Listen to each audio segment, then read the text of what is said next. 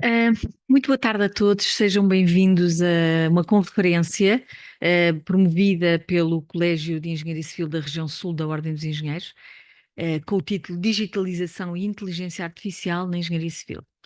Dou as boas-vindas a todos os que estão aqui presentes e também os que estão online, e desde já agradecendo aos oradores e também à engenheira Maria João Falcão, ao professor João Gomes Ferreira, ao engenheiro João Fragoso Januário e ao professor Fernando Pinho, que é o presidente do Colégio de Civil da Região Sul da Ordem dos Engenheiros, e também ao engenheiro Carlos Cruz, que é vogal também do Colégio da Região Sul da Ordem dos Engenheiros. Aliás, a engenheira Maria João Falcão também é. Bom, e dizer-vos aqui em nome da Ordem dos Engenheiros, que estou nessa posição, da região sul da Ordem dos Engenheiros, dizer que é com muito agrado que acolhemos esta iniciativa, porque é uma iniciativa que junta a engenharia civil com um tema da maior pertinência, porque é de facto o maior driver de mudança que temos na atualidade, que é a inteligência artificial. E em particular o capítulo do machine learning dentro da inteligência artificial. Enfim, é um tema que nos preocupa a todos. Preocupa não é bem esse o tema, é mais desafia. As preocupações são também do ponto de vista de aquilo que a inteligência artificial tem de bom, também pode ter de negativo e temos que ter cuidado com isso. E, portanto, devo-vos dizer que as empresas estão já muito atentas a questões de ética, porque, de facto, a situação de tomar decisões com base em algoritmos de black box, em que não sabemos o que é que se passa dentro desse algoritmo, é algo que nos preocupa imenso, mas percebemos que o potencial é enorme. Isto é um bocadinho aquela teoria dos opostos do Almada Negreiros, que uma tecnologia tem tanto de bom como pode ter de mau. O potencial positivo e negativo é desde da mesma ordem de grandeza e em sentido contrário. De qualquer forma, é assim, a tecnologia está aí e não é o que é que nós queremos da tecnologia. Eu penso que neste momento já é um bocadinho o que é que a tecnologia quer de nós, porque, e a inteligência artificial é um pouco isso. No fundo, os humanos passam a ser um bocadinho a ferramenta da tecnologia e não é a tecnologia que é a nossa ferramenta, porque nós é que vamos alimentar estes algoritmos e isto é muito interessante e está a ter efeitos muito mais rápido do que o que eu pensava e as coisas estão a acontecer com uma velocidade enorme e pronto, as pessoas que estão aqui sabem melhor isso do que eu. Bom, também dizer que inteligência artificial, pelo que eu percebo, 85% do trabalho é o tratamento dos dados, que têm que ser muito bons para alimentar estes algoritmos, e 15% ou menos é propriamente aquele trabalho que tecnicamente podemos desenvolver naquilo que se chama efetivamente o machine learning ou deep learning na inteligência artificial. Portanto, há um trabalho massivo de tratamento de dados que não é tão, que é um bocadinho mais cinzento, mas que temos que fazer e que temos que encetar essa tarefa porque é muito importante. Pronto, dizer-vos que de facto temos um projeto que foi o Rev Construction, que foi um projeto em que experimentámos o conceito do Digital Twin na engenharia, na construção, digamos, portanto aqui na engenharia civil, portanto que alia a digitalização à sensorização do ambiente construído e naturalmente em alguns desses desenvolvimentos levaram também a desenvolvimentos com machine learning, por exemplo, no caso do Facility Management para manutenção preditiva. E pronto, é assim, eu, enquanto engenheira, sou obviamente apaixonada pela inteligência artificial, mas também queria alertar que temos que ter bastante cuidado para, no fundo, estruturarmos muito bem as bases daquilo que vai ser o resultado destes algoritmos que estamos a preparar. E pronto, e obrigada por esta iniciativa. De facto, não há nada que possa ter mais impacto na indústria da construção do que a inteligência artificial. Muito obrigada pela vossa iniciativa. E passo a palavra à engenheira Maria João Falcão, por favor.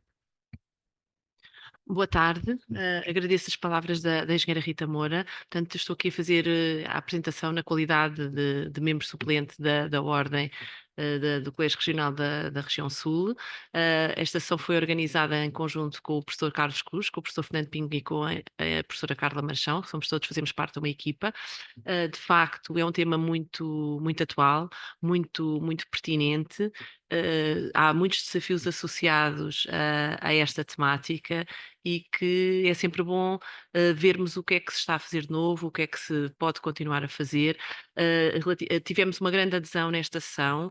Aqui na sala não estamos muitos, mas online são mais de 150 pessoas e, portanto, pedimos também que, se existirem questões, dúvidas, alguns comentários, que coloquem no chat, que tentaremos responder depois no final, no momento de debate, e acho que, pronto, sem mais demora, passava a apresentar o nosso primeiro orador, que é o professor João Gomes Ferreira, professor catedrático do IST, responsável pelo grupo de digitalização na construção, que foi mais recentemente constituído no IST.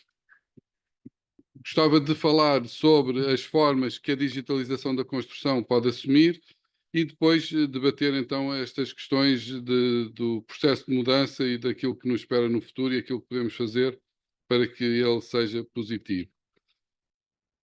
Relativamente às motivações, penso que, enfim, nenhum de nós põe em causa o interesse da digitalização, nem põe em causa que esse seja o caminho a seguir ou que temos seguido de resto. Em relação às vantagens que ela apresenta, podemos falar em incrementos de eficiência, melhoria da qualidade, diminuição dos erros que cometemos e da gravidade dos erros que se cometem, a redução de prazos e custos da construção, o aumento da segurança e, em geral, o aumento da sustentabilidade. Portanto, isto são razões mais do que suficientes para ser evidente e inequívoco que a digitalização é o caminho que devemos continuar a seguir. Em relação às formas que a digitalização pode assumir, eu gostava de falar daquelas que considero, enfim, se quiserem, as formas mais tradicionais, ou seja, que não envolvem a inteligência artificial, para depois passarmos então à discussão sobre o potencial e os eventuais problemas e soluções que nos coloca essa nova área. Não podemos falar da digitalização da construção sem falar do Building Information Modeling. Muito possivelmente, nos próximos anos, esta será talvez a tecnologia mais importante no âmbito da construção, não só pela importância que tem em si, mas porque ela também, parte das outras tecnologias, serve como input para estes modelos de BIM ou utiliza os seus outputs para fazer o seu trabalho.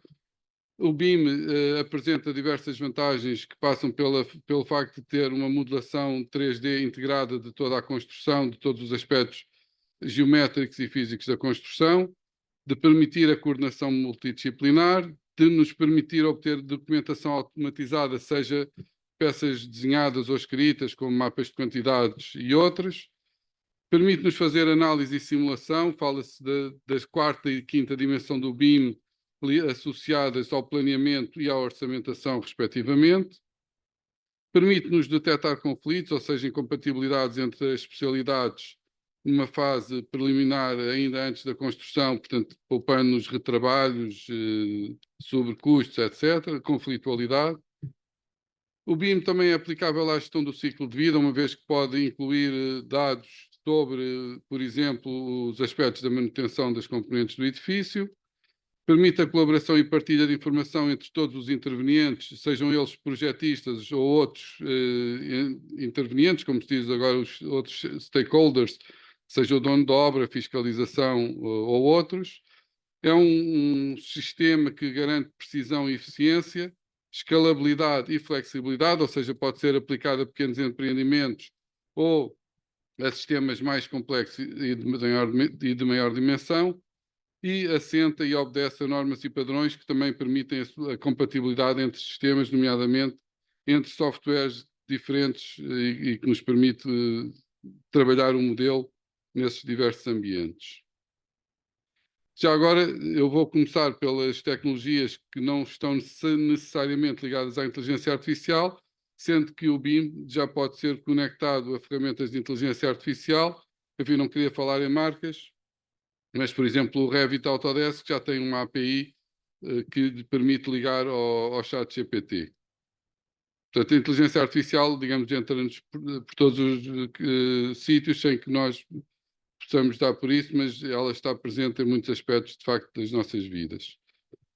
Em relação às outras, algumas das mais importantes tecnologias digitais na construção, como disse, algumas estão a montante do BIM, por exemplo, o levantamento de construções através dos sistemas de laser scanning, o chamado LIDAR, e da fotogrametria, podem, no fundo, com estes sistemas, nós obtemos nuvens de pontos que traduzem a geometria da construção e que podem ser integrados em modelos de BIM, por exemplo, para desenvolver um modelo de construções existentes.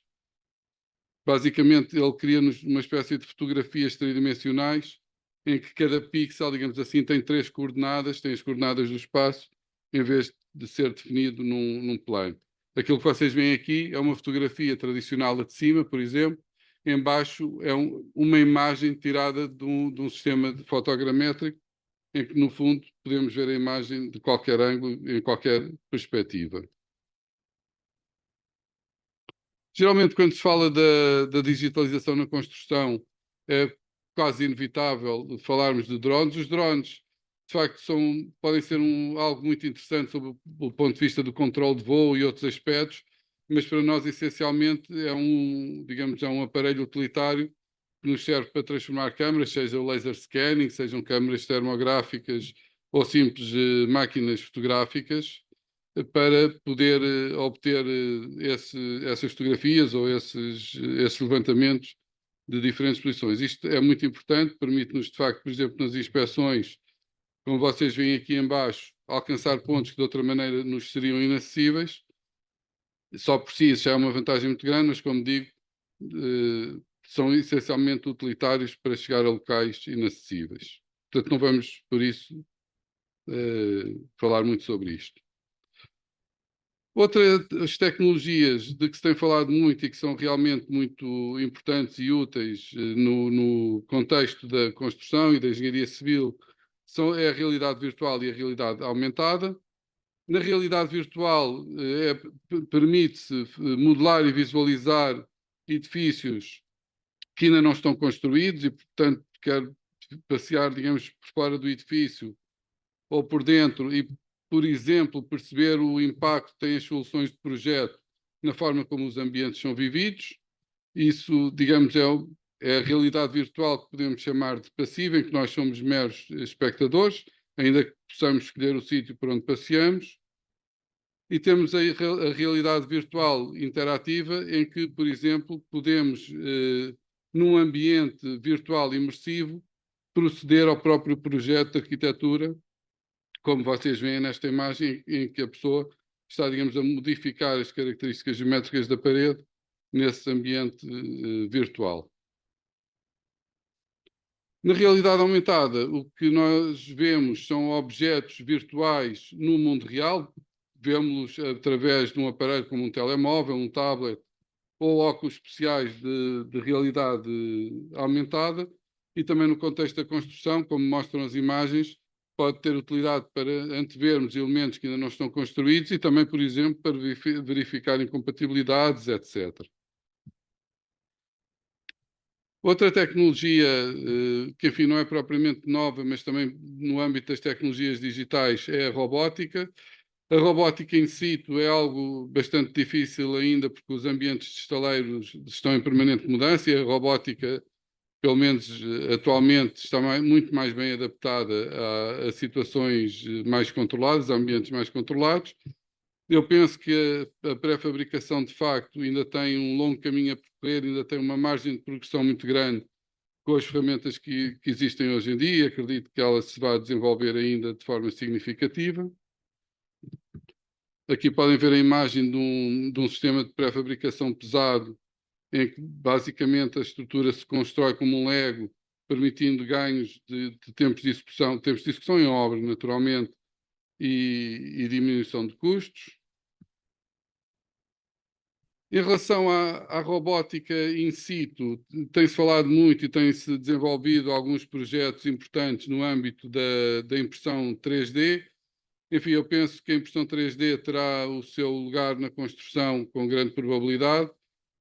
Imagino que esse lugar seja relativamente limitado, embora quando deixarmos de ter como material de base os materiais cimentícios, acredito que, de facto, esta área da construção também possa conhecer um incremento importante.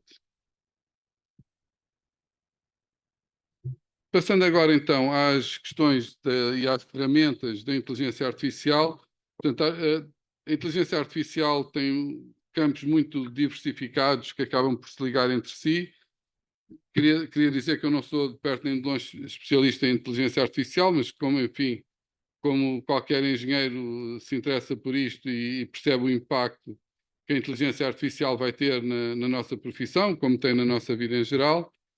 Só para vos dar alguns exemplos de campos de aplicação da inteligência artificial,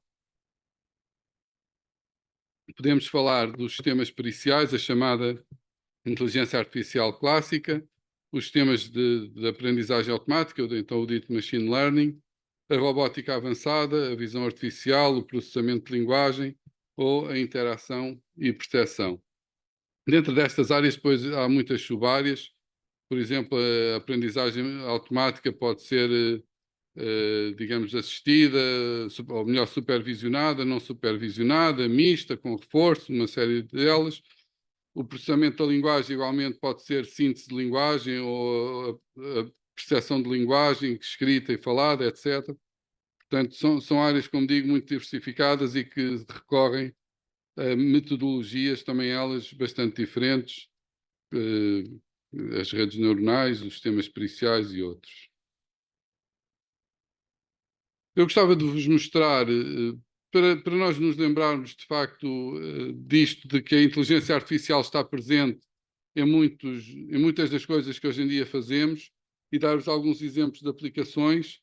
Por exemplo, a inteligência artificial é particularmente bem adaptada à identificação de padrões. Neste caso, por exemplo, não sei, aqueles que usam o Google Fotos para armazenar fotografias, não sei se já experimentaram fazer procuras por palavras-chave, né? Se vocês, por exemplo, escreverem lareira, ele consegue-vos detectar as fotografias que vocês têm armazenadas em que existe uma lareira. Isto é algo que, enfim, espantoso, que era impossível de acreditar que era possível até há uns anos atrás.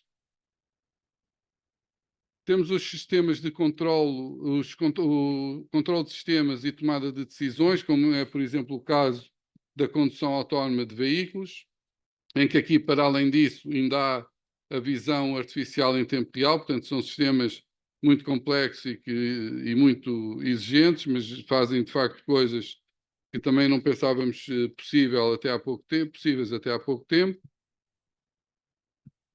Temos os modelos de simulação e otimização.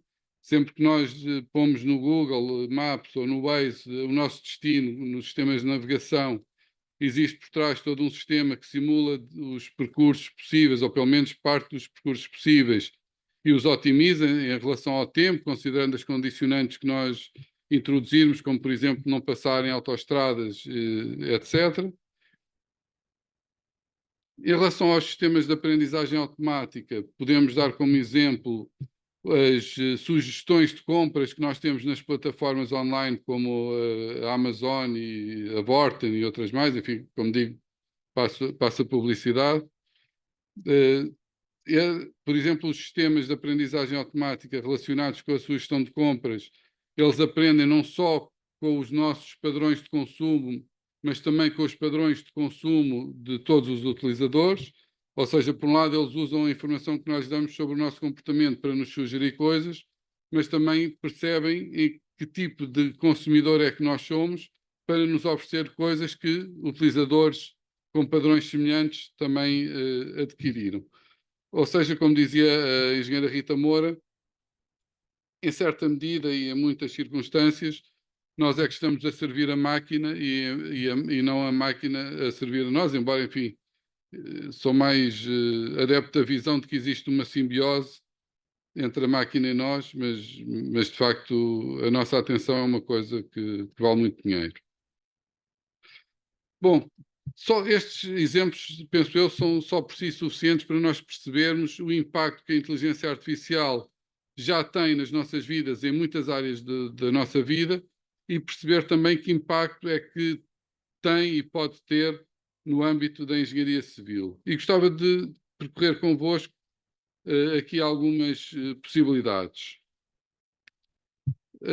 A inteligência artificial é mais ou menos óbvio que pode entrar em qualquer fase dos empreendimentos, desde o planeamento ao projeto, à construção e depois também à fase de exploração. Penso que isso é mais ou menos evidente.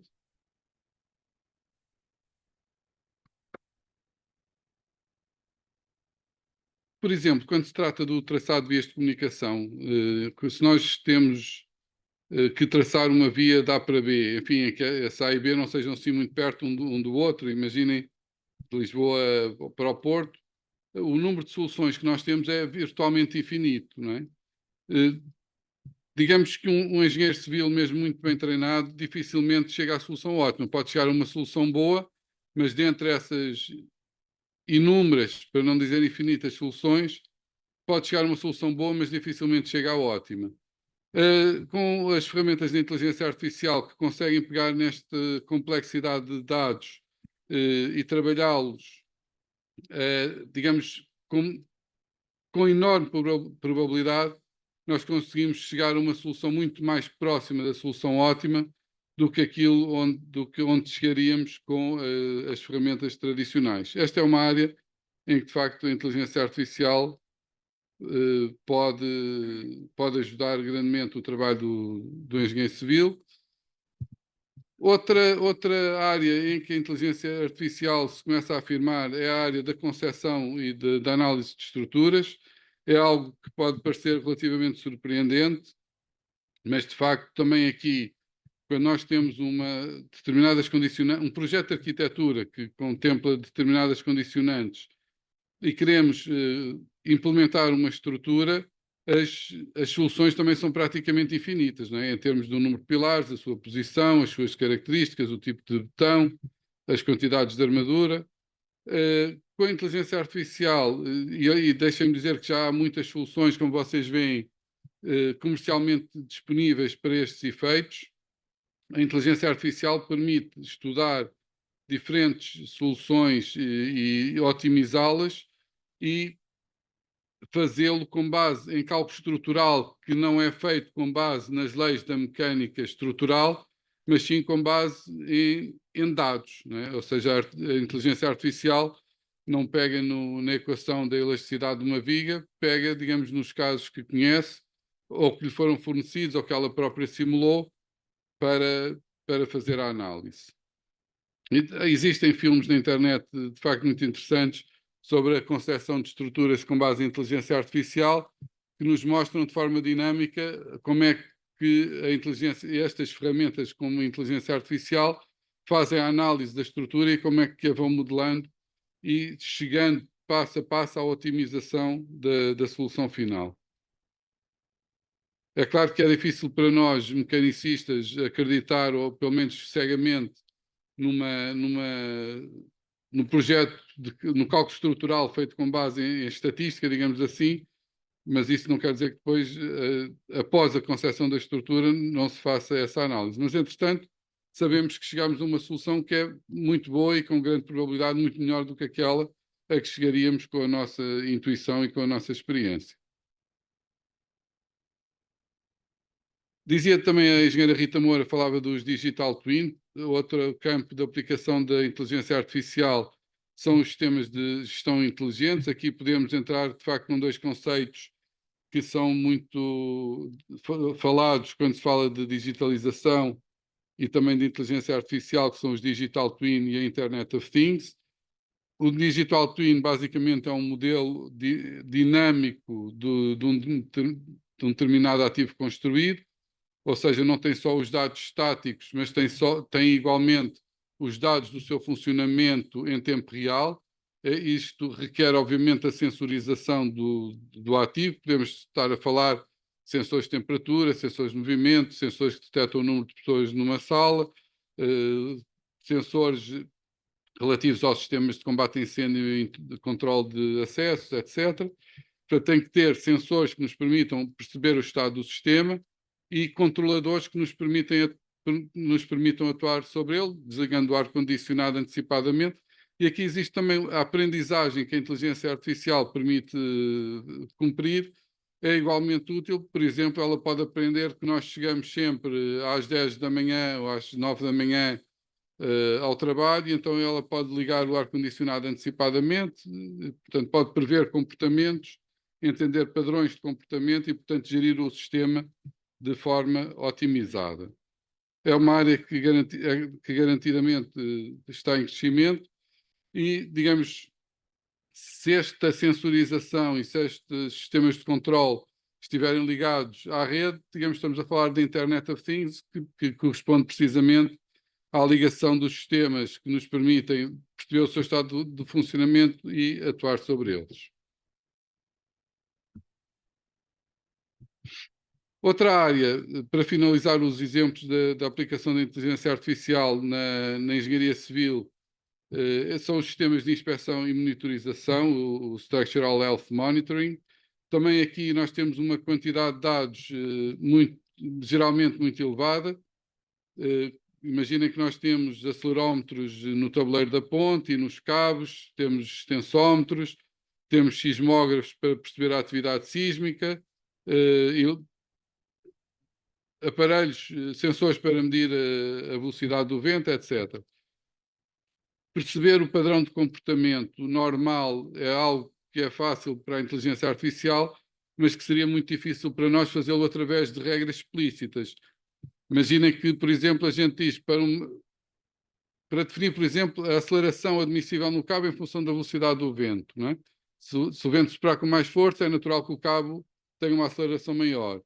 E isso permite à inteligência artificial entender esses ditos padrões de comportamento normal e, por exclusão de partes, perceber quando é que o padrão de comportamento é anómalo e, por exemplo, emitir um alarme que nos permita ir verificar in situ aquele que é o eventual problema com a estrutura.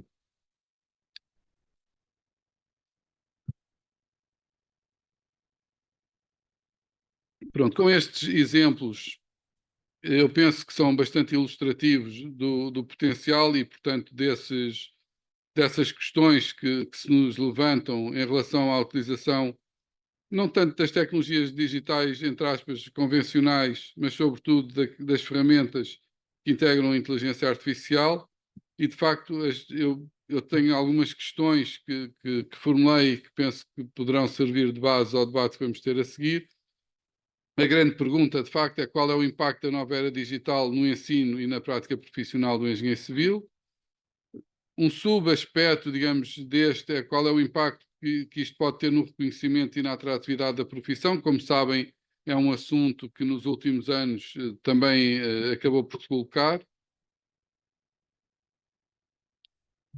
Como professor, não posso deixar também de formular questões e de pensar em como é que se devem formar os engenheiros civis para a nova era digital. Sempre que houve avanços tecnológicos, à medida que houve progressão tecnológica na sociedade, nós fomos tendo, digamos, mais tempo de aprendizagem e maior especialização. Digamos, quando éramos recoletores caçadores ou agricultores, não precisávamos de estudar até aos 25 anos para nos tornarmos autónomos, não é? Aliás, nessas épocas, aos 25 anos, se calhar tínhamos a esperança de vida terminada. E coloca-se a questão, nomeadamente com o processo de Bolonha, do ensino bietápico, não é? Do 3+2. Nós queremos formar engenheiros que, ao fim de 3 anos, sejam capazes de assumir atos de engenharia.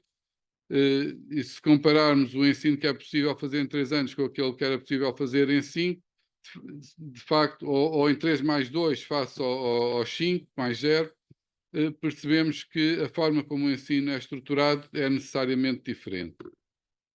Quando nós, de facto, temos menos tempo para formar um engenheiro civil, necessariamente temos que fazer um ensino menos profundo. Por exemplo, podemos ter que cortar em ciências básicas, como físicas e matemáticas, para tratar mais as ciências core da engenharia civil.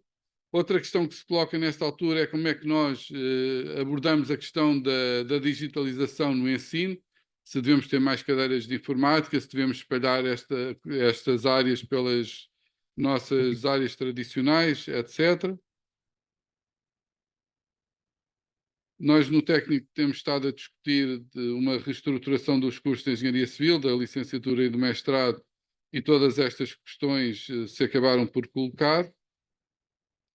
E, de facto, o nosso receio, aliás, sempre houve receios quando novas tecnologias emergiram, não é? nas 3 e agora nas 4 revoluções industriais que aconteceram ao longo da história da humanidade, e sempre se houve medo de perder o emprego, sempre se questionou se estas novas tecnologias eram uma ameaça ou eram uma oportunidade, se nos iam tornar obsoletos ou se nos iam capacitar para fazer melhor aquelas tarefas que nos são atribuídas. O processo é um pouco darwiniano, é a prazo, as tecnologias em geral melhoraram, digamos, a qualidade média das populações. Num primeiro instante, quando elas começaram a ser implementadas, houve de facto, e aqui é que o processo é darwiniano, houve aqueles que se adaptaram e os que não se adaptaram, e de facto os que se adaptaram conseguiram progredir, os que não se adaptaram ficaram para trás, e como sabemos também ao longo da história houve impactos não só positivos na implementação das novas tecnologias. Uma questão muito importante, que se punha de resto já com as ferramentas tradicionais do cálculo estrutural, etc., é se nós vamos ser meros utilizadores das ferramentas digitais com base na inteligência artificial e se perdemos o controle sobre o processo e a capacidade de avaliar os seus resultados. Isto, na minha opinião, não pode acontecer, não é? Da mesma maneira que quando nós pegamos num programa de cálculo automático, não acreditamos cegamente no resultado que ele nos dá. Se nós tivermos uma flecha numa viga de 3 metros, nós sabemos que algo está mal, não é? Se calhar enganámos no áudio de elasticidade e pusemos, sei lá, em megapascal em vez de quilopascal, qualquer coisa do género. E, portanto, digamos, essa capacidade de discernimento é algo que eu penso que não pode faltar, ou então, de facto, tornamos-nos mesmo obsoletos quando isso não for preciso e quando nós podemos confiar cegamente na inteligência artificial. Pode ser que lá cheguemos, mas, quanto a mim, ainda estamos longe de chegar a esse ponto. Enfim, fazer previsões é difícil, não é? Como alguém dizia, fazer previsões é difícil, especialmente se forem sobre o futuro, não é? Pronto, nós sabemos que a máquina de facto erra, pode errar por nossa causa ou errar sozinha, digamos assim. Esta é uma imagem produzida por inteligência artificial, enfim, que acabou por não correr muito bem para aquele senhor, não é? No fundo, nós se calhar dissemos quem fez nascer esta fotografia, quem pediu ao sistema de inteligência artificial para fazer esta fotografia, se calhar não lhe disse tudo, mas a máquina se calhar também não sabia tudo aquilo que devia saber, não é? Portanto, a máquina erra, o ser humano também, não é? Com ou sem máquinas, nós de facto cometemos erros que no âmbito da engenharia civil e da construção podem ser erros muito graves e com consequências fatais ou pelo menos muito graves. E, enfim, aquilo que nós temos feito desde que existem máquinas é trabalhar com elas e penso que, de facto, talvez juntos iremos menos. Não há dúvidas que o melhor é continuarmos a trabalhar juntos. Temos é que saber fazê-los e discernir, pelo menos, até aquilo de que se fala da singularidade tecnológica, em que a máquina vai acabar por tomar conta disto tudo e, eventualmente, acabar por nos extinguir, mas, entretanto, acho que ainda temos algum tempo para aproveitar e vale a pena fazê-lo. Muito obrigado pela vossa atenção. Muito obrigada, professor João Gomes Ferreira. Passamos desde já para o próximo orador, João Fragoso Januário, partner da Stone Brick. Tenho muito prazer em apresentar, até porque há bem pouco tempo eu arguí a tese do João e, portanto, é uma alegria voltar a revê-lo aqui. Já o convite para estar aqui presente hoje e falar de um tema que acho que nos é a todos muito querido, que é a forma como a tecnologia e a inteligência artificial está a transformar a gestão da construção. Eu gostava só de começar só por fazer uma breve introdução da empresa de onde eu venho, da Stone Brick, abordar o que é a inteligência artificial, o que é isto da inteligência artificial, os desafios na indústria da construção, o impacto que esta digitalização pode ter, nomeadamente nas fases de projeto, na fase de obra e na fase de operação, de exploração. Há alguns desafios à implementação que podemos identificar desde já e deixar-vos apenas com algumas notas finais. A Stonebrick é uma empresa portuguesa e foi um spin-off do Técnico, fundada em 2022 e que alia o conhecimento científico à experiência corporativa, tentando trazer a análise e a ciência de dados para os setores da construção e das infraestruturas. E isto é especialmente importante numa altura em que nós vemos que há cada vez mais um esforço na digitalização das empresas em todos os setores, e a construção não é exceção. Então, começando aqui por o que é a inteligência artificial? O que é que nós podemos definir como inteligência artificial? Uma das definições é a capacidade de uma máquina para reproduzir competências semelhantes às humanas, como é o caso do raciocínio, a aprendizagem, o planeamento e a criatividade.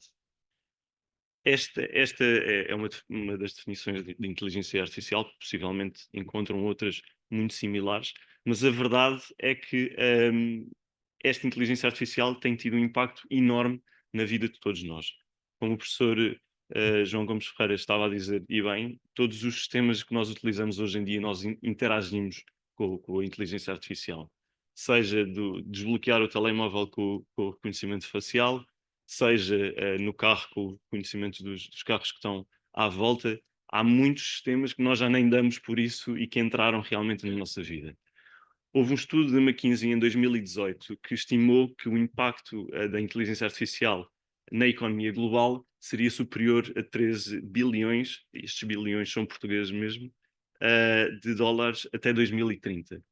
Eu acho que isto é muito por baixo e nós podemos rever este número muito em alta, até porque desde 2018 até agora nós já estamos a assistir à introdução de inteligência artificial generativa, que certamente vai trazer muito valor acrescentado à área da construção. Na área da construção, existem bastantes projetos que têm estado a surgir e que afetam desde a fase de projeto até à manutenção. Acho que é um dado adquirido, todos reconhecemos que realmente há aqui um potencial de impacto positivo no setor. Agora resta aqui algumas questões que eu vou tentar esclarecer, ou pelo menos dar aqui algum vislumbre no decorrer desta apresentação. Nomeadamente, de que forma é que este impacto pode ser visível, quais as tecnologias emergentes de inteligência artificial para a construção e que impacto terá no mercado e na produtividade. Fazendo aqui um breve resumo de alguns dos desafios atuais na indústria, nós podemos dizer que a indústria da construção sempre foi caracterizada, ou tendencialmente é caracterizada, por uma evolução tecnológica lenta.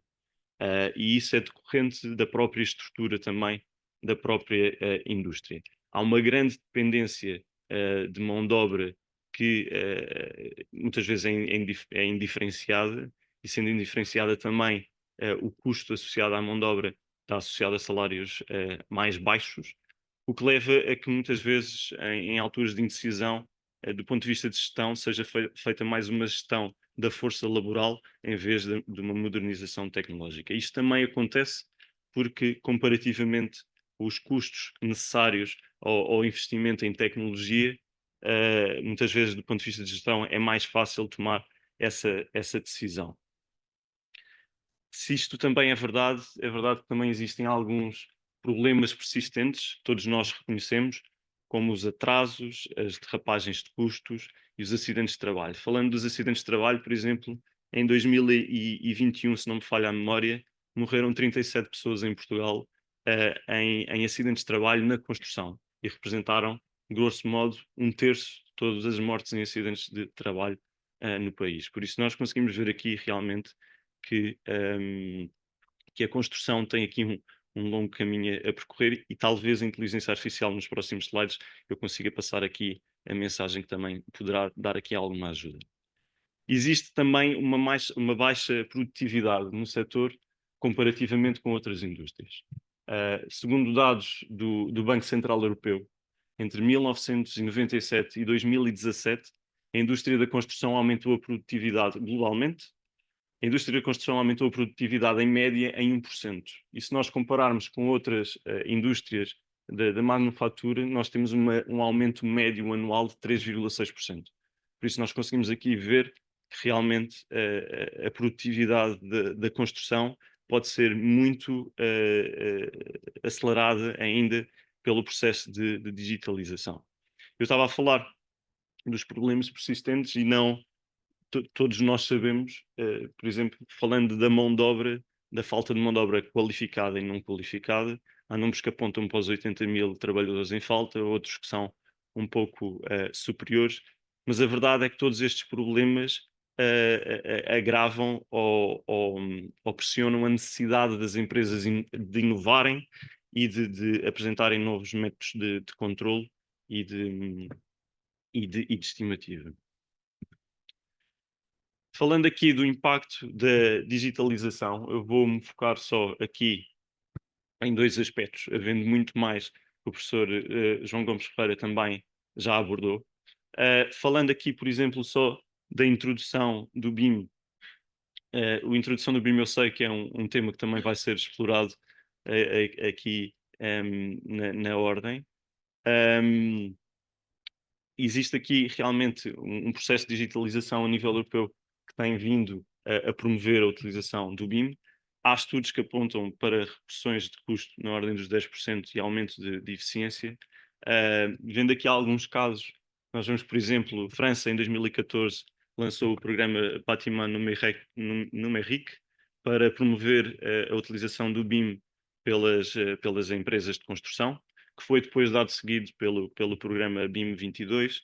Desde 2016, o Reino Unido mostra uma obrigatoriedade em obras públicas para a utilização do BIM. A Alemanha também tornou obrigatório para projetos de infraestruturas em 2020. E Portugal, isto é mesmo só aqui numa nota, no processo de simplificação de licenciamentos, autorizou o Governo a avaliar a necessidade ou a avaliar a possibilidade de, nos projetos de arquiteturas e de projetos de especialidades, ser requerido também o BIM. Por isso nós vemos aqui, através do BIM, que acho que é um tema bastante recorrente no que toca a digitalização na construção, vemos que realmente há aqui uma tendência para uma crescente adoção. Mas o que eu me vou focar aqui mais é no potencial do machine learning. E só fazendo aqui uma distinção entre aquilo que é inteligência artificial e machine learning, como o professor disse bem também, o machine learning é um subconjunto ou um subcapítulo da inteligência artificial que tem por objetivo treinar uma máquina, treinar um computador à execução de uma tarefa em específica, através da experiência e do reconhecimento automatizado de padrões. Quando se fala de machine learning, fala-se exatamente disso. Na minha opinião, na minha simples opinião, eu acho que o potencial do machine learning pode ser muito superior ao do BIM, mas eu acho que aqui pode haver uma grande relação de simbiose no aumento da eficiência na construção. Pode trazer também aqui uma melhoria em várias fases do projeto e da construção em si. Há um estudo que foi feito em 2007 pelo engenheiro Moura, que concluiu que o mau planeamento é um dos motivos de maior impacto nos desvios. E eu acho que aqui acho que se mantém um tanto ou quanto atual, na minha perspectiva, e acho que aqui a inteligência artificial e a digitalização pode dar uma grande ajuda. Eu identifiquei aqui 3 áreas que considero de maior interesse. A primeira, que é a estimativa de custos e prazos, nomeadamente através da utilização de dados históricos e da criação de cenários. As empresas têm dados, muitas vezes não são estruturados o suficiente. O setor da construção também é um setor bastante fragmentado e isso também impede aqui que alguns processos sejam otimizados e sejam utilizados estes dados de uma forma standard, mas há aqui uma possibilidade de utilizar esse valor dos dados históricos para chegar a modelos de estimativa de custos e de prazo. Nós também estamos num mercado global, por isso acho que faz todo o sentido usar dados de mercado global e local para tentar ter aqui melhores estimativas de custos, mesmo durante as fases preliminares ou durante o processo de orçamentação. Esta é a área em que nós temos estado a trabalhar mais nós, como Stone Brick, a desenvolver aqui um projeto piloto, uma plataforma para gestão de risco, utilizando mesmo isso, dados históricos e dados de mercado. Passando aqui à melhoria do processo de procurement, podem também ser criados modelos para a otimização de seleção de fornecedores com base nos históricos de preço, nas qualidades, na pontualidade, bem como nas condições de mercado. E outra que eu acho que é mais importante ainda, que é aqui o design generativo. A utilização de ferramentas como o Revit e o Dynamo permitem fazer, por exemplo, simular qual o desenho de uma nova estrutura, tendo em conta a utilização que se pretende, e mesmo fazer a alocação, por exemplo, entre escritórios e residencial, ou fazer uma otimização para que seja mais sustentável. Ou seja, tudo isto pode ter um impacto na forma como os edifícios são projetados, na sua sustentabilidade e na sua eficiência.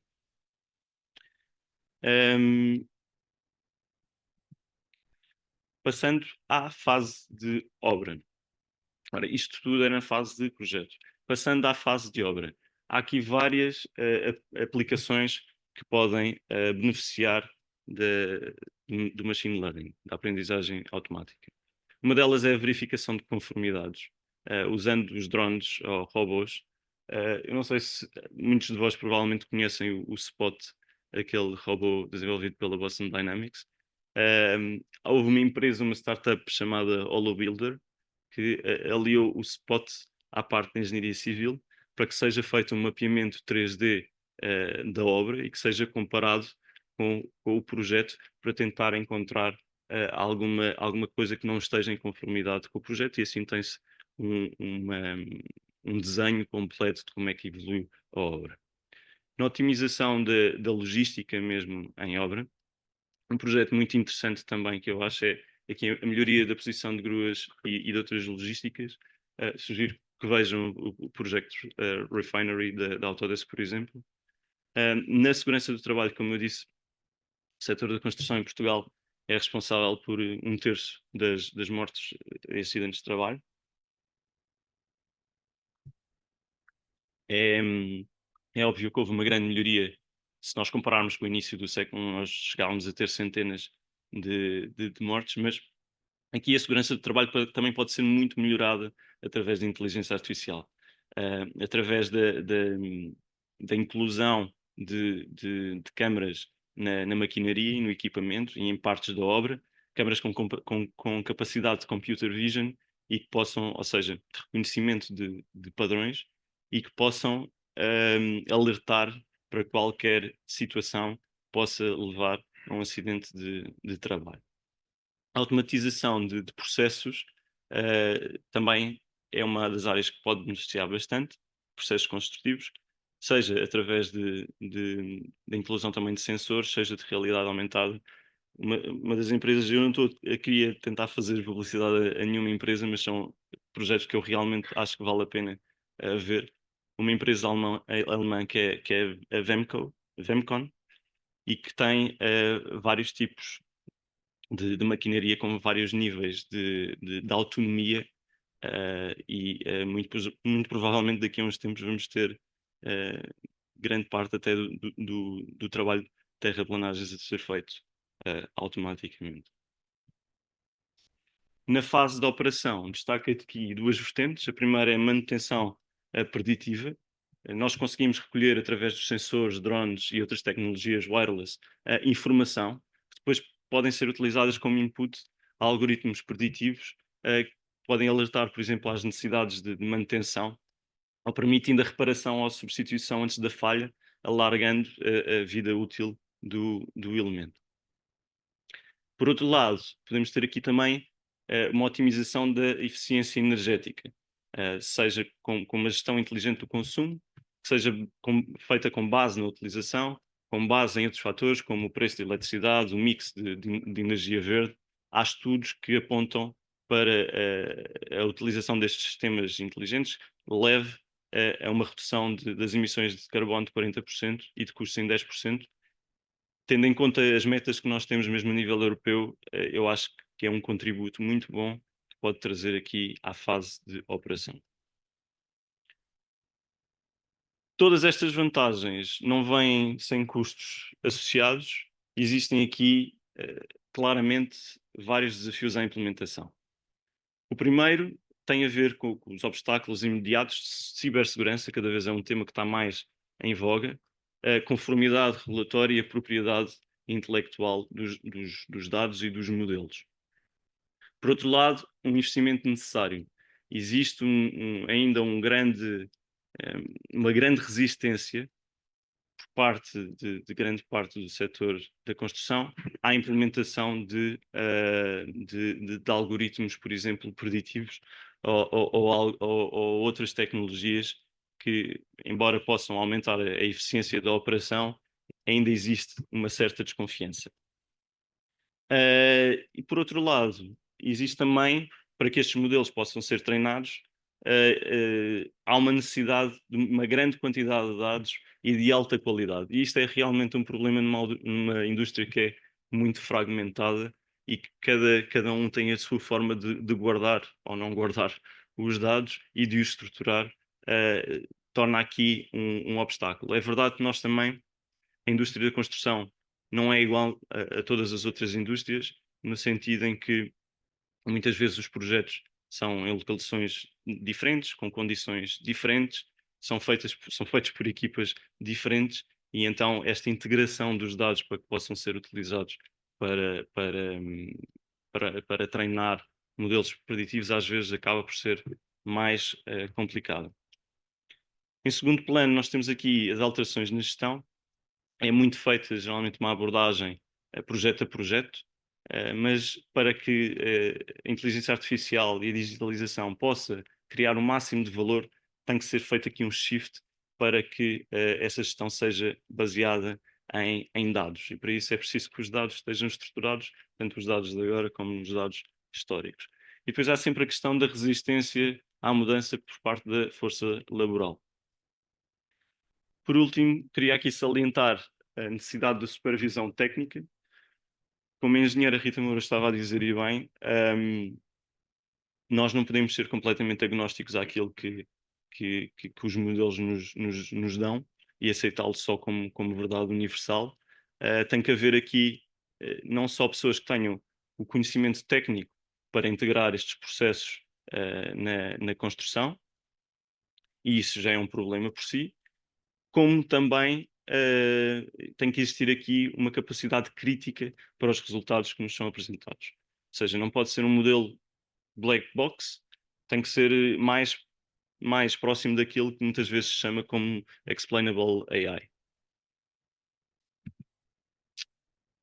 Resumindo, o setor da construção necessita de inovação. Existe por vários fatores. Existe uma falta de mão de obra.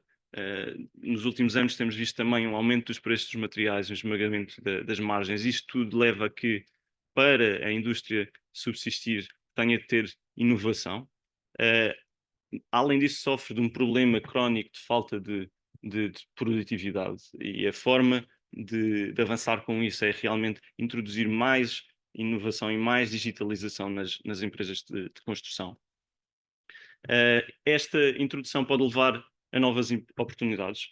Como é óbvio, há sempre, quando há revoluções tecnológicas ou inovações tecnológicas, há sempre uma criação de empregos e outros empregos que deixam de existir, mas no cômputo geral, acho que podemos dizer que se espera um impacto bastante positivo no setor. Pelo menos gosto de ter essa visão positiva sobre o impacto da tecnologia.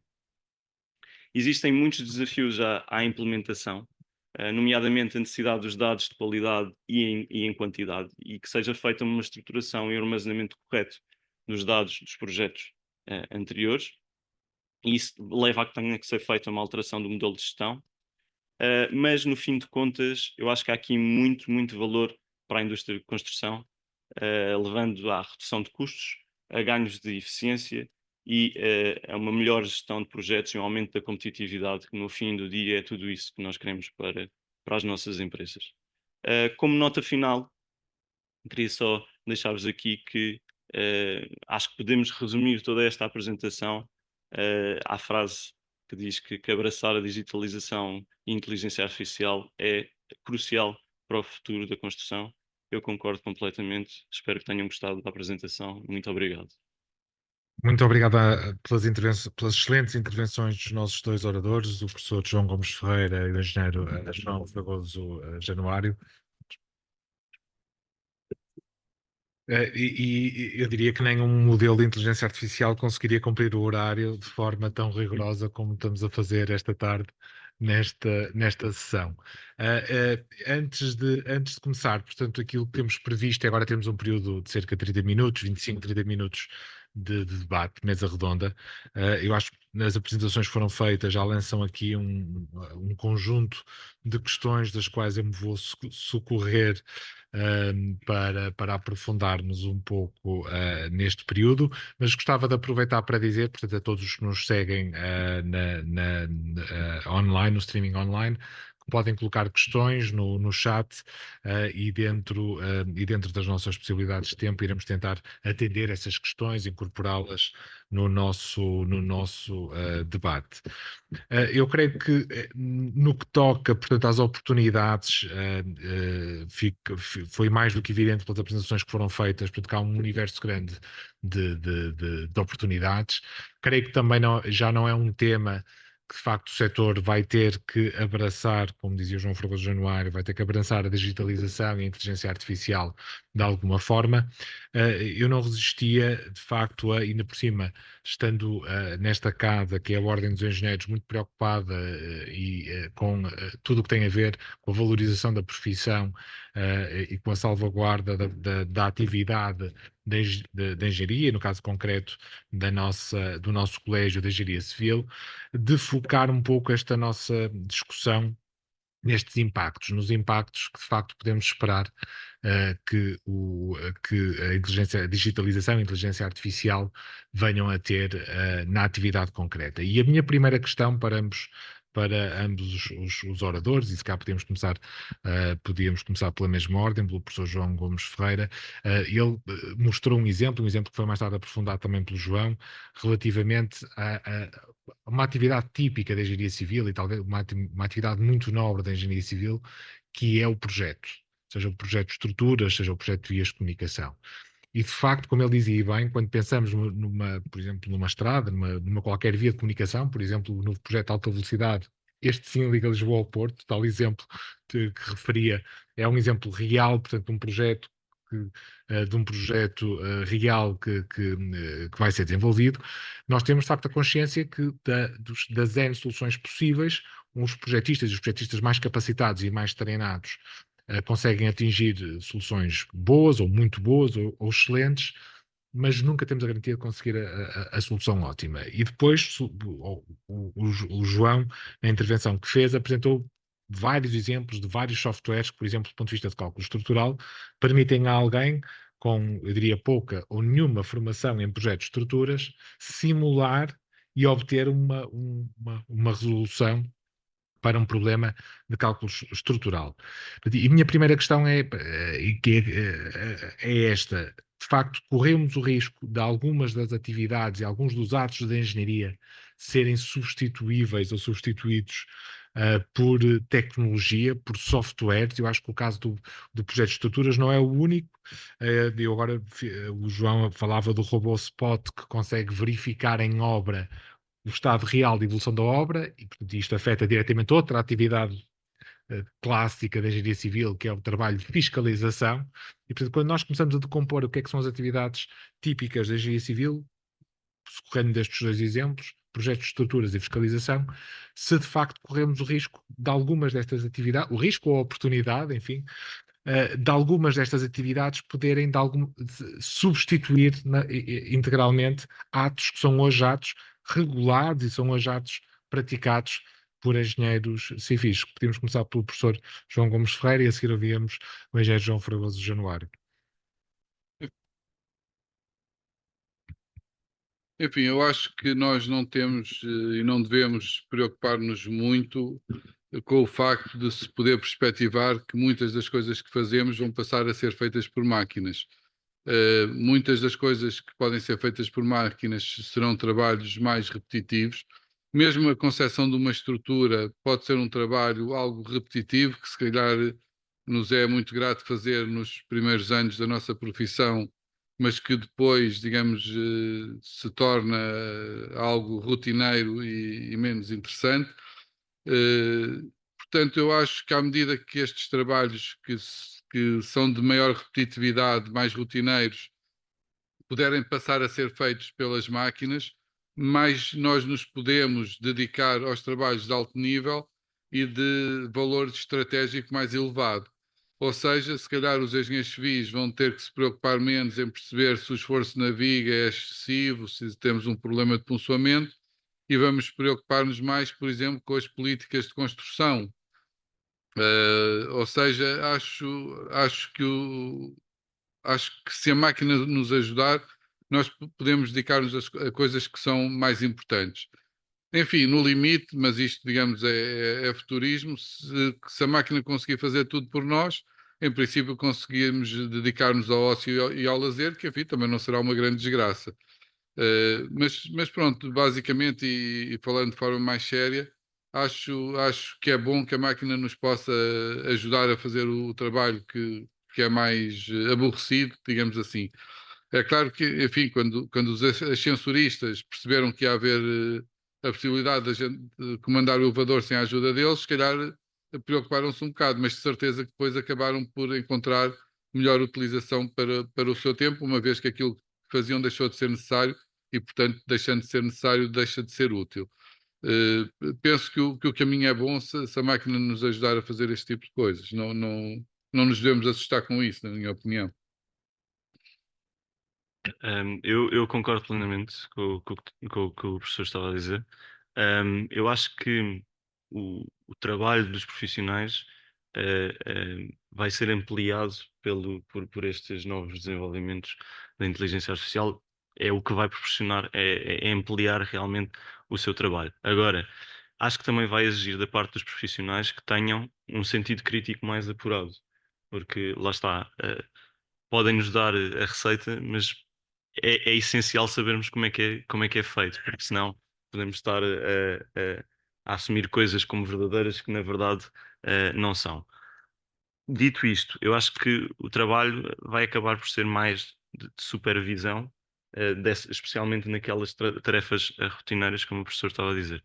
Do ponto de vista da empresa, eu vejo aqui um valor muito, muito acrescentado, porque ampliando o trabalho dos seus profissionais, o que nós estamos a dizer é que nós vamos conseguir produzir mais por hora, ou seja, a produção de trabalho por hora é a produtividade e isso traduz em valor acrescentado não só para o trabalhador, como para a empresa e para a economia em geral. Por isso, estou a favor da utilização. De facto, vamos passar aqui um período interessante, que é este período em que começamos a ter ferramentas que requerem, de alguma forma, alguma validação, e ninguém melhor do que os engenheiros, como dizia o João Gomes Ferreira, que no início da carreira passaram por muitas tarefas repetitivas e pelos projetistas de papel e caneta, para conseguirem, de alguma forma, interpretarem e validarem aquilo que os modelos e aquilo que as máquinas nos estão a dizer e que, de alguma forma, nos vão ajudar a construir máquinas sobre as quais podemos ter graus de confiança superior. Outro aspecto que, de facto, que pode ter impacto na evolução da profissão é que, na realidade, como referiam, muitas das tarefas repetitivas são tarefas que rapidamente os engenheiros, ao fim de 5, 6, enfim, 10 anos no máximo, procuram deixar de fazer. E nós costumamos, enfim, os engenheiros costumam dizer, tão de brincadeira, que ao fim de 20 anos os engenheiros estão todos a fazer trabalho mais de gestão do que propriamente trabalho técnico. E de alguma forma também o libertar-nos muito desse trabalho rotineiro, cansativo e de pouco valor acrescentado vai de alguma forma também, antecipo eu, ou coloco eu como hipótese, poder prolongar também um pouco mais as vidas úteis dos nossos engenheiros projetistas e evitar muita desta transferência que temos depois de trabalho excessivamente técnico para trabalho de gestão. E relativamente a isto, eu lançava agora a segunda questão, e aliás foi uma questão que eu com a devida espero que o professor João Ferreira me autorize, retirei do seu último slide, que era a questão sobre a atratividade. Eu achei este ponto muito importante. E até que ponto é que, e este é um problema real e é um problema com que, por exemplo, as universidades portuguesas têm defrontado na última década, que é o problema de sentirem que a atratividade do curso de Engenharia Civil tem diminuído face àquilo que eram a atratividade natural do curso nas décadas de 80, 90, mesmo nos anos 2000. A partir de 2010, 2012, nota-se de facto que há uma menor atratividade pelos cursos, pela formação em Engenharia Civil, o que se reflete depois mais tarde nas empresas que têm de facto pools de recrutamento mais diminuídas e mais dificuldade. E a questão é, será que a digitalização e a inteligência artificial, que impacto é que podem ter de facto sobre a atratividade? Porque podemos ter aqui, enfim, por um lado, há aqui um trade-off entre uma engenharia civil e um setor da construção mais digital, mas por outro lado, os futuros alunos, os futuros estudantes das universidades acharem que, enfim, se querem aprender sobre inteligência artificial, possam ir para cursos mais tecnológicos e não enverdar tanto pela engenharia civil. Como é que ambos veem esta questão? Se calhar aqui podíamos começar pela perspectiva do João Fragoso Januário, que passou pelo técnico enquanto aluno mais recentemente, sobre como é que vê, e ainda por cima o João, que desenvolveu um interesse particular por estes temas dos dados, da inteligência artificial, e que teve uma formação, vamos chamar clássica, entre aspas, do ponto de vista da engenharia civil, de que forma é que vê que, de facto, um setor mais tecnológico, que possibilita mais contacto com modelos de inteligência artificial, pode tornar, enfim, mais ou menos atrativo para os futuros engenheiros. Eu dou a minha opinião. Não sei se isto está a funcionar. Ok. Devo já dizer que a minha opinião é um bocado enviesada, porque eu sempre tive realmente um gosto pela ciência de dados. Na minha perspectiva, torna o curso mais atrativo, porque realmente incorporar mais digitalização e mais tecnologia no curso de Engenharia Civil abre também as portas àquilo que pode ser, àquilo que nós podemos fazer como engenheiros civis e as soluções a que podemos chegar. E eu não acho que seja uma substituição de uma coisa por outra. Eu acho, e é mesmo a minha opinião pessoal, que a inteligência artificial é importante, mas não pode ser desassociada do chamado domain knowledge, ou seja, do conhecimento daquela área em específico. E só há realmente uma criação de valor quando nós conseguimos aliar as duas coisas. Ou seja, não é aplicar um modelo só por aplicar um modelo, é aplicar um modelo com um propósito e com um fim.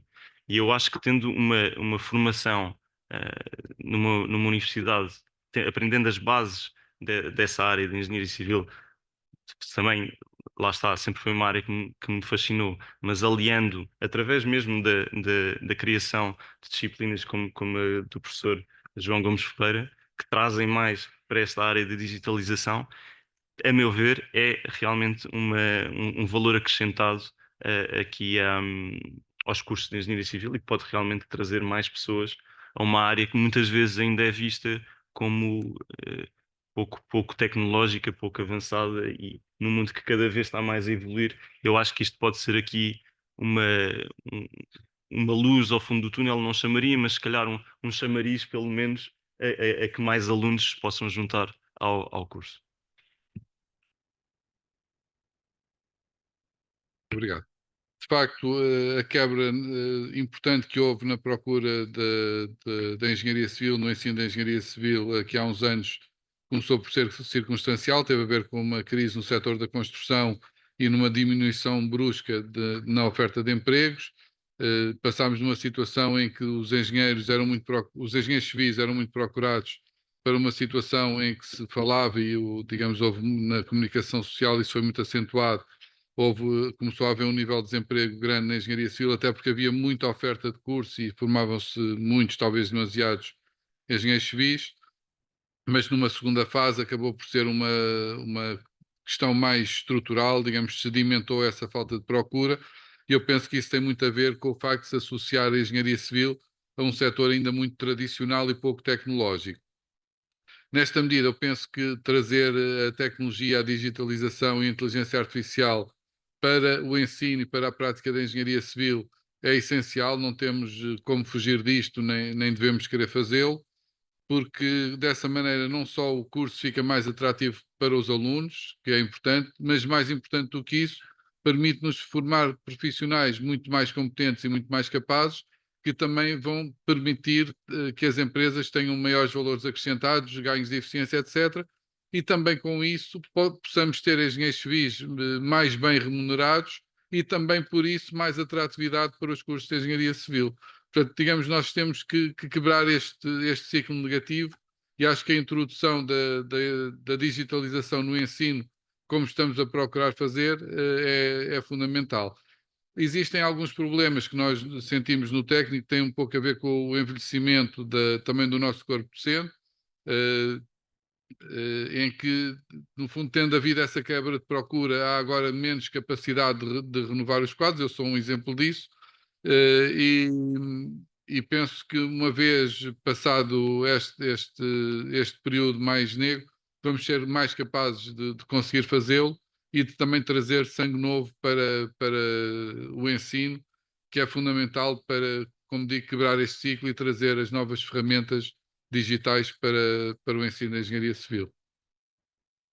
Muito obrigado, professor. E em cima tocou num ponto que muitos dos que nos estão a seguir online seguramente são sensíveis, que é o tema das remunerações e da possibilidade, de facto, dos engenheiros civis, sejam engenheiros em início de carreira, sejam engenheiros mais séniores, que é um tema que, por diversas vezes, aqui na Ordem, em debates abertos, tem sido levantado, sobretudo pelos engenheiros civis que mais recentemente têm iniciado a sua atividade profissional e que se prende precisamente com as dificuldades de encontrarem remunerações que sejam atrativas face àquilo que são remunerações médias que eles encontram em outros setores, nomeadamente setores tecnológicos, setores financeiros, etc.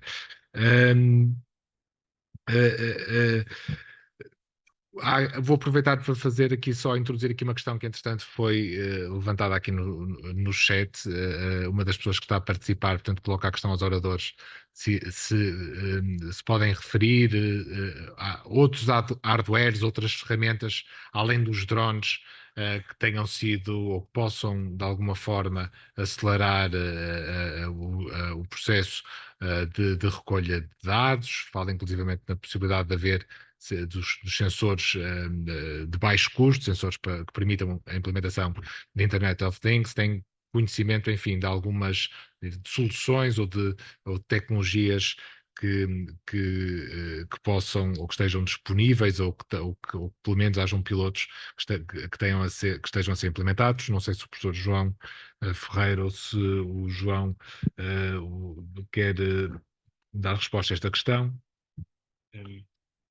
Bem, os drones não são propriamente um sensor, não é? Embora possam ter acoplados sensores, mas isso não é muito habitual.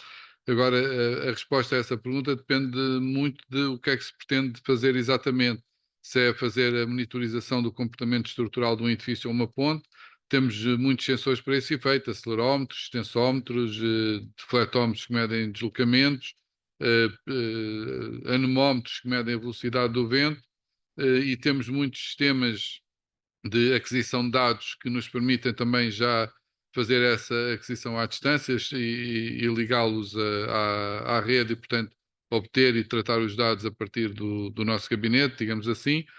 Enfim, se aquilo que queremos é, por exemplo, gerir os equipamentos em nossa casa, enfim, há muitos sistemas disponíveis. Não vou falar de marcas para não fazer publicidade a nenhuma, mas digamos, basta ir à internet à procura de sistemas de domótica, que encontramos uma infinidade para ligar a televisão, desligar o ar-condicionado e tudo isso.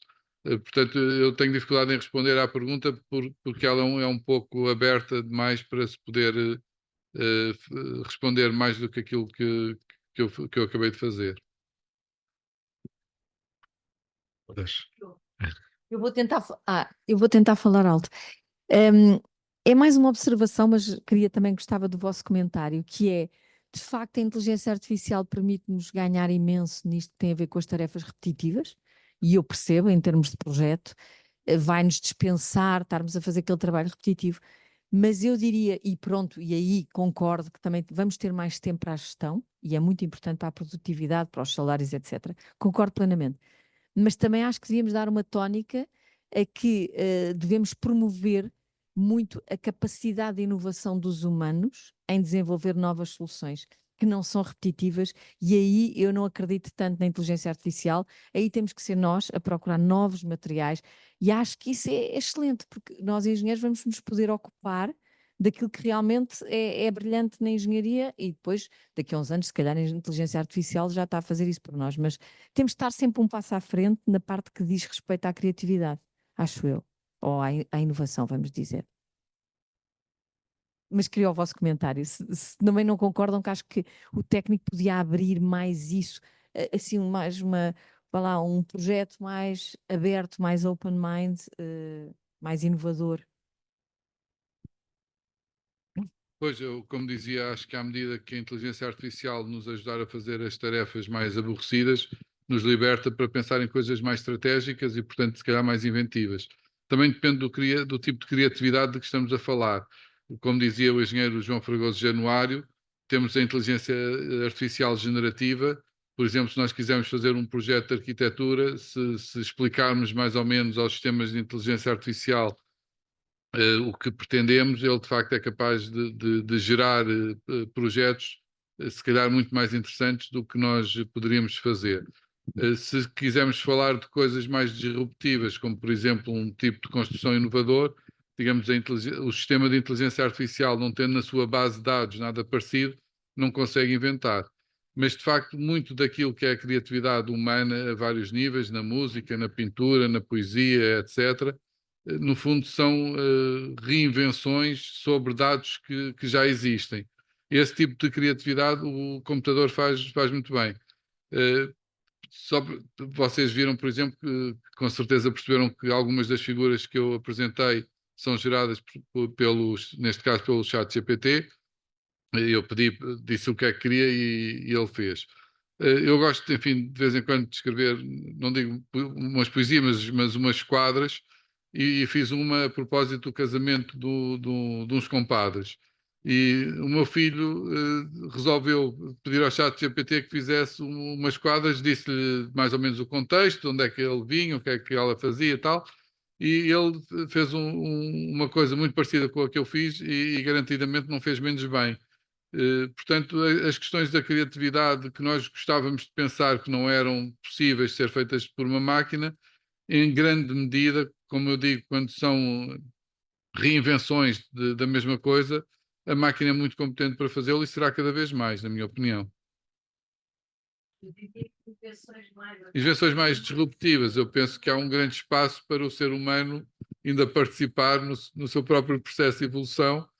Como digo, não me assusta se um dia deixarmos de o fazer, mas acho que isso não vai acontecer nos próximos anos.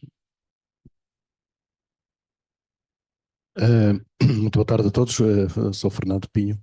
Eu tinha aqui duas questões interligadas que queria colocar, mas eu fiquei preocupado porque eu não sei como é que o professor Carlos Cruz descobriu-se por inteligência artificial. É que a primeira pergunta que eu tinha foi a que acabou de fazer sobre a atividade. Então eu não sei se já estamos tão avançados ao ponto de ter feito a pergunta que eu pretendia. Portanto, partindo dessa base da atratividade e destas novas ferramentas, nomeadamente aplicadas ao ensino e também naturalmente à profissão, embora estejamos ainda a falar, a meu ver, algo que ainda, enfim, tem o seu caminho pela frente, mas nós falamos praticamente em toda a sessão na construção nova. E algo que me preocupa particularmente, tendo em conta, enfim, mais aquela área em que tenho vindo a trabalhar, tem a ver com o património construído, quer enfim, o património não classificado, quer em particular o património histórico. E a minha questão, sei que é uma pergunta se calhar um bocadinho densa em termos de resposta, mas era qual é a vossa perspectiva, e aqui eu se calhar faria a pergunta aberta, incluindo o próprio professor Carlos Cruz, no sentido de que qual é o que é que vos parece relativamente à aplicação destas novas ferramentas na preservação do património construído, sabendo nós que em muitos casos são peças únicas, são datadas, têm materiais próprios, têm sistemas construtivos próprios. Eles próprios já sofreram também intervenções ao longo do tempo, que umas melhor, outras piores sucedidas, e portanto, qual é a aplicabilidade destas novas ferramentas àquele património que é o nosso património histórico, de que Portugal, felizmente, é bastante rico?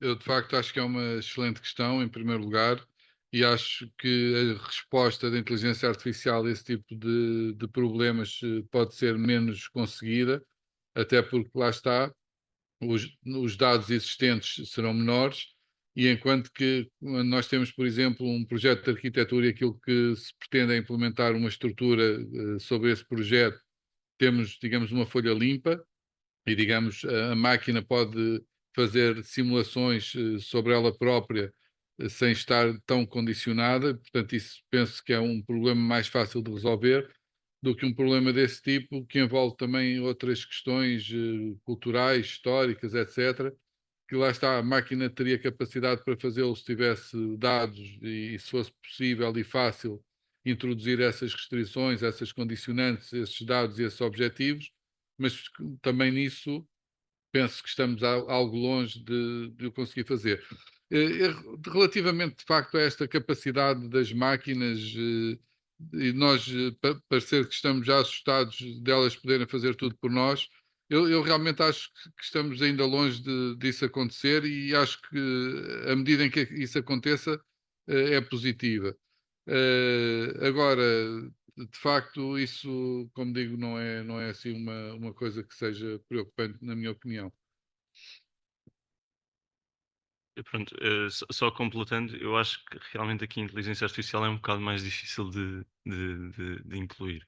Acho que há grandes vantagens na digitalização, especialmente na criação de digital twins, fazendo o levantamento dos materiais que são utilizados e utilizando depois esse modelo para a manutenção da estrutura acho que aí há um valor acrescentado, mas lá está, para haver aqui uma recomendação preditiva de qualquer modelo, ele tem que ter bastantes dados e dados que sirvam de base a essa sugestão, essa recomendação. Sendo cada uma dessas estruturas realmente únicas, muitas vezes é difícil encontrar aqui para a máquina padrões que consigam ajudar muito nesse sentido. Eu gostava só de acrescentar uma coisa.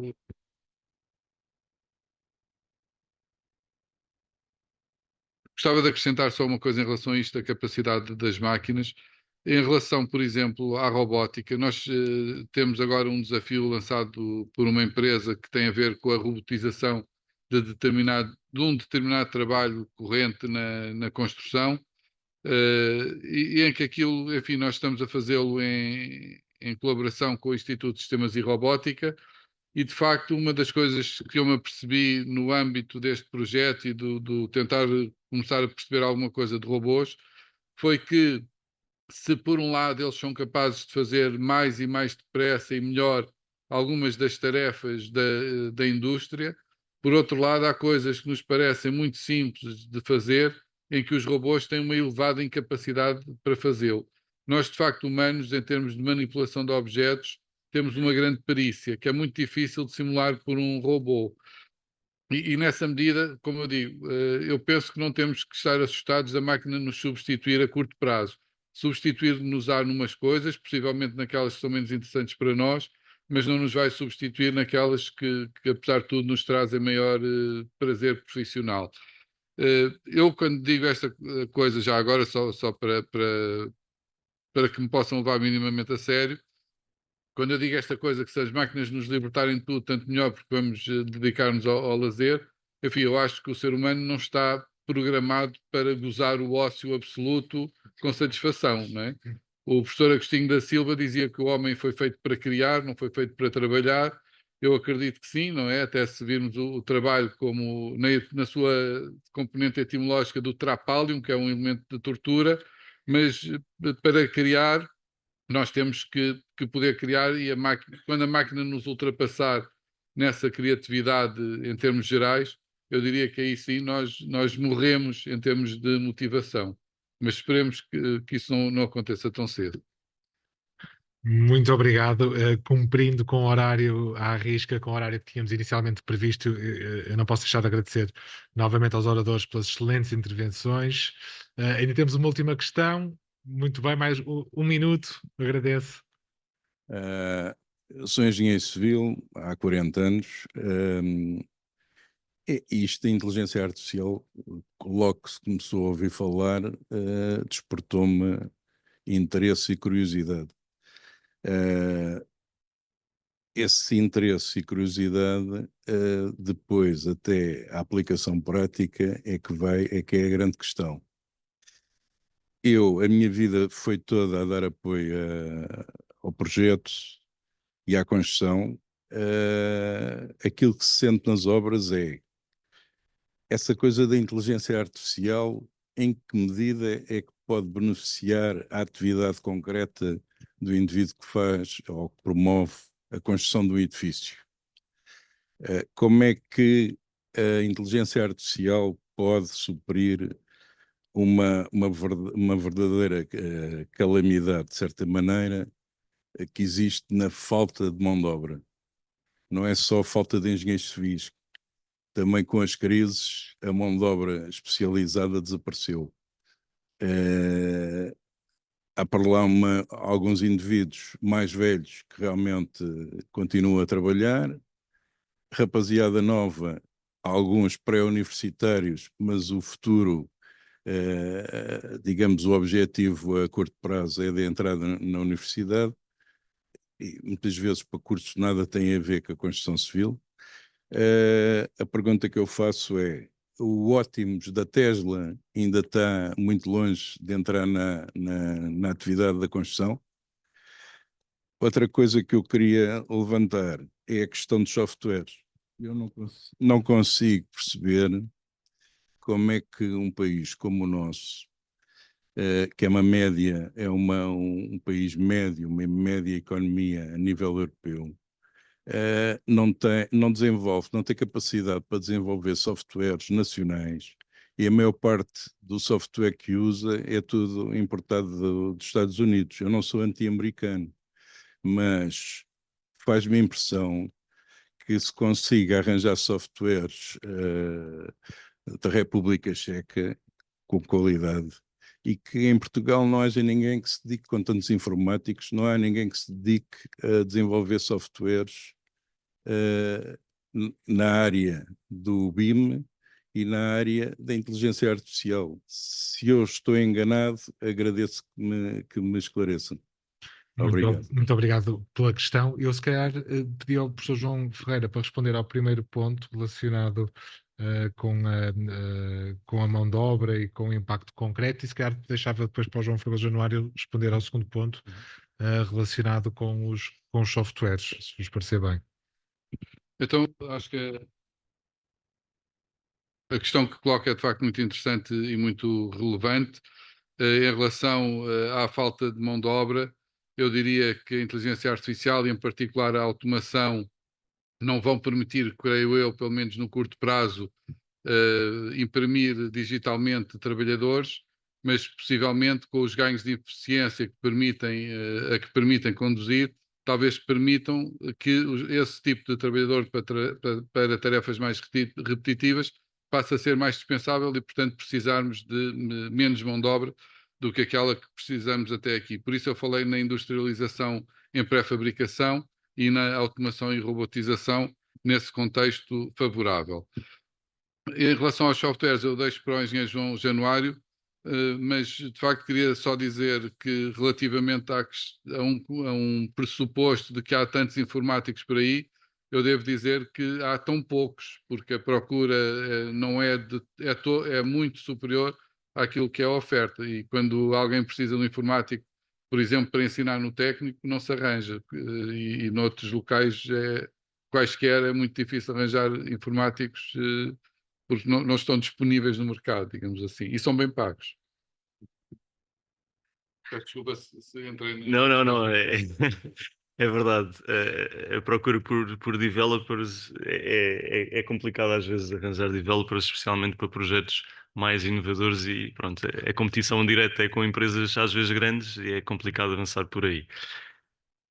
Respondendo à sua pergunta, existem alguns projetos pequenos que estão a começar a avançar. Eu posso falar por mim, e sem fazer publicidade nenhuma. Há cerca de 6 anos, 7 anos, eu comecei num projeto porque havia falta de dados no mercado imobiliário, pelo menos na minha visão, e com mais 3 pessoas criei uma empresa que atualmente faz avaliação imobiliária, uma estimativa inicial que é utilizada por muitos dos agentes imobiliários. Se for aí, por exemplo, a Remax ou assim, encontra de certeza.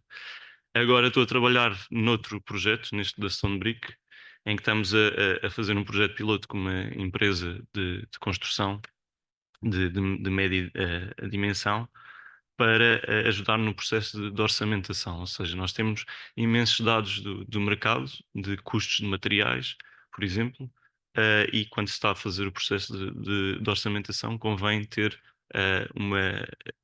incorporar, ou é bom incorporar esses dados para termos mais ou menos uma noção do risco a que estamos expostos ou que podemos estar expostos no decorrer do projeto. Eu falo da minha experiência pessoal. Sei que há algumas empresas pequenas que estão a tentar entrar por aí também, mas às vezes é difícil captar talento para iniciar estes softwares. Pelo menos eu falo da minha experiência nestas empresas pequenas. Às vezes é difícil captar o talento, que é ali o gosto por esta área, pela engenharia civil, e o gosto pela programação, porque especialmente nos projetos pequenos nós acabamos por fazer tudo. E é difícil arrancar isso.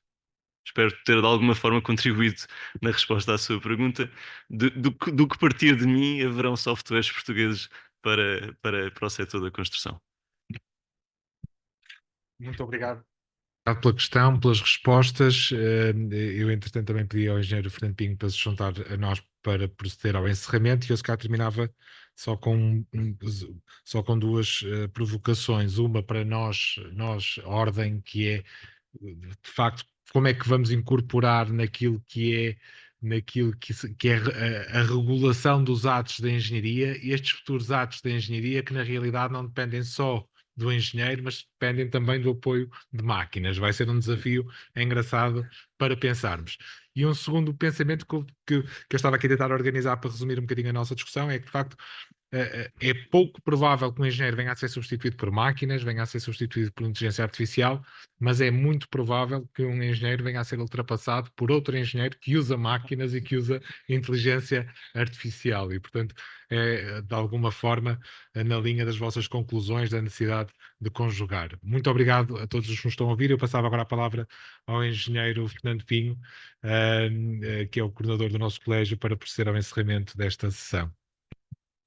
Muito bem, muito obrigado. Nesta minha intervenção, que vai ser necessariamente curta, queria essencialmente agradecer a todos os envolvidos neste evento. A pertinência e a atualidade do tema que foi aqui apresentado está, digamos, perfeitamente justificado. Agradeço em particular aos nossos oradores principais, o professor João Gomes Ferreira e o engenheiro João Fragoso Januário, pelas excelentes apresentações e que aqui em poucos minutos tentaram resumir grande parte da sua atividade, quer profissional, quer até de investigação. Foi um excelente, digamos, estado da arte no que se refere a este tópico. Queria também agradecer à nossa assistência que está aqui presencial e que está online e que, de acordo com as nossas indicações iniciais, eram cerca de 150 pessoas online e cerca de 10% desse valor aqui presente na sala. Não estão cá todos, por certamente algumas razões. Queria também, e agora, se me permitem, talvez a repetição, mas felicitar o professor Carlos Cruz, embora nós aqui na Ordem somos engenheiros por defeito, digamos assim, mas o professor Carlos Cruz e a engenheira João Falcão, que entretanto já precisou de sair, pela forma como, de uma forma muito interessante, selecionaram os nossos oradores e puseram em pé esta conferência que muito dignifica o colégio, a meu ver, da Engenharia Civil da Região Sul. E não queria deixar de agradecer muito em particular à Sra. Engenheira Rita Moura, Vice-Presidente do Conselho Diretivo da Região Sul, que fez o favor de estar aqui presente connosco. Muito obrigado pela sua presença, muito nos honra. Queria já a terminar agradecer à nossa Direção de Comunicação e Informação, nas pessoas da Engenheira Rita Bernardo e da doutora Rita Bernardo e da doutora Paula Folgado, que está aqui connosco e que também tratou desta organização, e também aos nossos serviços de informática, que através do Zé Voltos está aqui a acompanhar este processo de transmissão online. Portanto, era isto que eu tinha para vos dizer, agradecendo a participação de todos. Acho que a Ordem, com estas iniciativas, cumpre a sua missão de aproximação aos membros e em particular o nosso colégio.